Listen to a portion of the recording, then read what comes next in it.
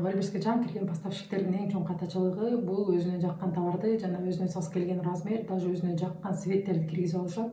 Көп эле ученицалар келип айтышат, мен сунуштайм ушинтип, силер ушинтип аналитика кыласыңар, например, аксессуарды, үйгө керектүү буюмдарды ушинтип анализ кыласың, анан ушуну буручка там мунун кайсысын аны каалайсың десең, жакпайт аларга. Айтышат, мен ушул товар менен кирейин дедим эле, мен ушул костюм менен кирейин дегем, даже мен ушул футболка же болбосо ушул товар менен кирейин дегем, ушуну киргизгим келип жатат, мен ушуну каалайт элем дегендер болот да. Чын эле мен айтам, анда өзүң бил, мен өзүм советимди, өзүмдүн парызымды айтып койдум сага, сен эми дальше өзүң карап көрөсүң, потому что мен өзүм дагы мындай болгом, мен башында өзүмө жаккан платьяны киргизип алгам, даже өзүмдүн размерим, өзүмө жаккан цветтерди киргизип алгам. Менде соода болгону эмес, тилекке каршы общий киргизген товардан где-то бир 500 эле клиенттер алган, калганын самовыкуп кылгам, бирок по-любому акырында товарымдын почти жарымын кайтарып алганмын.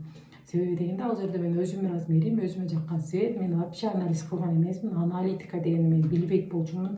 Ютубтан карап эле эптеп зорго киргем, ошону киргениме эле сүйүнгөм. Мен үчүн бул практика болгон ошончуктан мен эч качан өкүнбөйм ал жерде.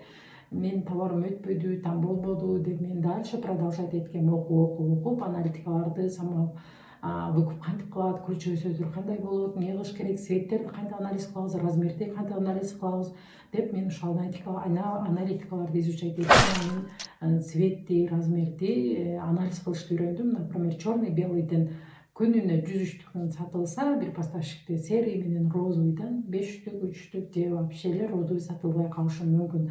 Ошондуктан сөзсүз түрдө сиз эгерде жаңы кирип жатсаңыз, менин сизге советим, өзүңүзгө жаккан товарды эч качан киргизбеңиз. Анан кийин цветтерди, размерлерди сөзсүз анализ кылып, ошого карап киргизиңиздер. Ходовой размерлерди, ходовой цветтерди көбүрөөк, жана башка размерлеrini азыраактан киргизсеңиздер, ошондо сиздер бул жерде акчаны кармап олтурбайсыздар. Ходовой товарларыңыздар сразу кетет, анан бирки товарларды как ассортимент кармап турсаңыздар болот.